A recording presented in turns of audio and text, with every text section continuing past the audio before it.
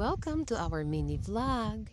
So today is April 26. Officially maglalaglag kami ng iba't ibang gift sa kung saan-saan. So samahan nyo kami. So for today, ang ilalaglag namin ay watch. So ayan, nagsimula na kami sumakay sa aming magic broom broom. So ayan, nakasakay na kami at nasa biyahe na kami kung saan tayo makakarating. So yan, dala na namin itong aming watch na hindi pa namin alam talaga kung saan namin yan ilalagay. So papunta kami sana talaga ng bayan.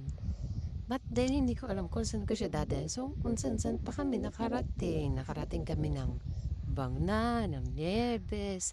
And then bumalik ulit kami. And then basta kung saan na kami nakarating yan. And then napag-isip-isip na namin talaga kung saan namin ilalagay. Kasi ilang beses na namin napag-aralan kung saan may tao.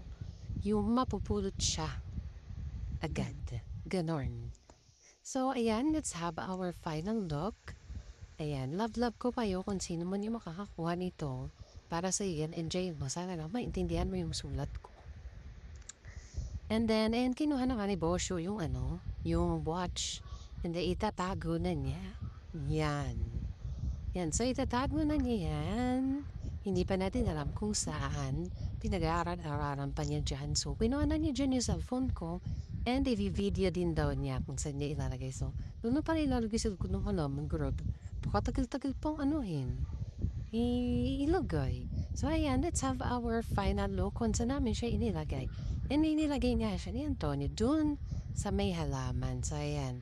Ayan ang clue, guys, kung saan nyo makikita. Hindi na yung clue.